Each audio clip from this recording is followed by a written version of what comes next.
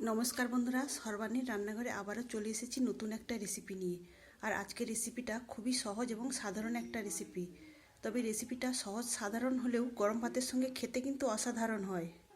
আজকে আমি আপনাদের সঙ্গে শেয়ার করব কালো জিরা আর কাঁচা লঙ্কা ফোড়ন দিয়ে পার্শে মাছের পাতলা ঝোল, যেটা গরম ভাতের সঙ্গে খেতে দুর্দান্ত লাগে। আশা করি বন্ধুরা আজকের রেসিপি আপনাদের সবারই ভীষণ ভালো লাগবে। আর ভালো লাগলে অবশ্যই একটা লাইক দেবেন। সেই সঙ্গে যদি নতুন বন্ধুরা এসে থাকেন অবশ্যই আমার চ্যানেলটিকে সাবস্ক্রাইব করে আমার পাশে থাকবেন।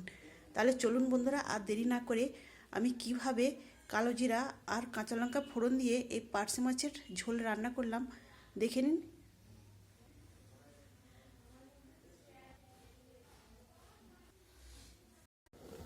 রেসিপিটা তৈরি করার জন্য এখানে আমি নিয়েছি 7 পিস পার্শে মাছ।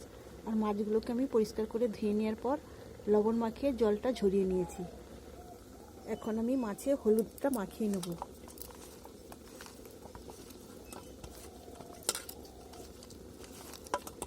দেখুন বন্ধুরা, এখানে আমি খুব ভালো করে হলুদটা মাছে মাখিয়ে নিয়েছি।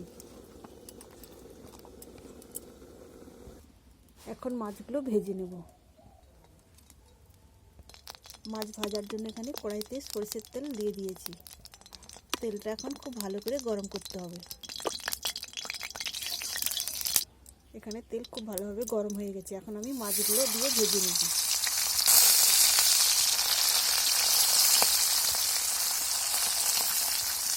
এখানে আমি প্রথম ব্যাচে 4টে মাছ দিয়েছি ভাজার জন্য। এক পাশটা ভালোভাবে আঁচ খেয়ে গেলে আমি অন্য পাশটা ভাজার জন্য উল্টে দেবো। এক পাশটা আঁচ খেয়ে গেছে, এখন আমি অন্য পাশটা ভাজার জন্য উল্টে দেবো। তো বন্ধুরা, এখানে যেহেতু আমি আগে থেকে লবণ মাখিয়ে জলটা ঝরিয়ে রেখেছি, সেই জন্য দেখুন কড়ার গায়ে মাছটা লেগে যাচ্ছে না, খুব সুন্দরভাবে ভাজা হয়ে যাচ্ছে। তাই বলছি বন্ধুরা, আপনারা যে কোনো মাছ রান্না করার সময় মাছটা আগে থেকে ধুয়ে নেওয়ার পর লবণ মাখিয়ে জলটা ঝরিয়ে নেবেন, দেখবেন মাছ ভাজতে কোনো অসুবিধা হবে না। এবার মাছগুলোকে আমি উল্টে পাল্টে একটু লাল করে ভেজে নেব। দেখুন বন্ধুরা, এইভাবে আমি মাছগুলো ভেজে নিয়েছি। এখন আমি মাছগুলো তেল থেকে ছেঁকে তুলে নেব। এখানে আমি প্রথম ব্যাচের মাছগুলো তুলে নিয়েছি। বাকি মাছগুলো একই রকমভাবে ভেজে নেব। আর বন্ধুরা, মাছের লবণ মাছের জল ঝরিয়ে নিলে খুব কম তেলেই মাছ ভাজা হয়ে যায়। আমি প্রথমে যে পরিমাণ তেল দিয়েছিলাম সেই তেলেই বাকি মাছগুলো আমি ভেজে নিয়েছি। এখানে আমার সব মাছগুলোই ভাজা হয়ে গেছে। এখন আমি ওই তেলের মধ্যেই দিয়ে দেবো কালো জিরা আর দিয়ে দিলাম 4টে কাঁচা লঙ্কা।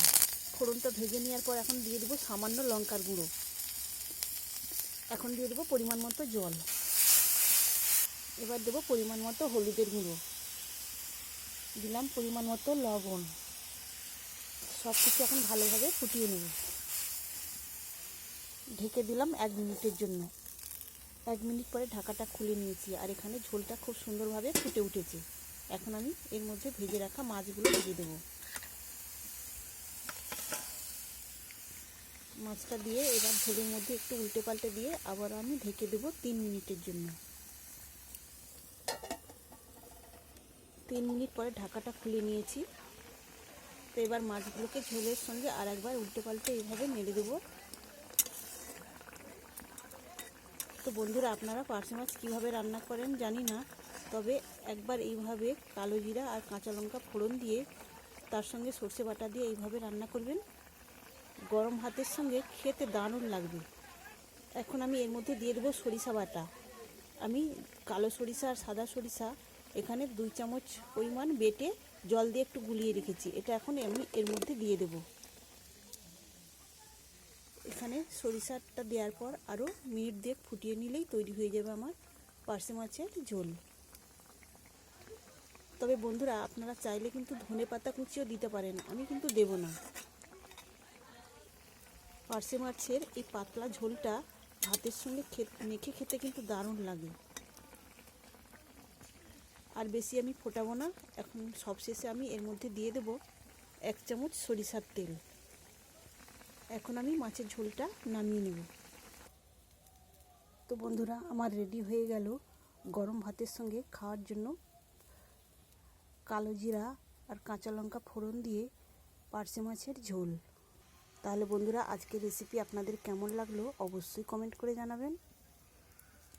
আজকের মতো আসি, সবাই ভালো থাকবেন, সুস্থ থাকবেন, ধন্যবাদ।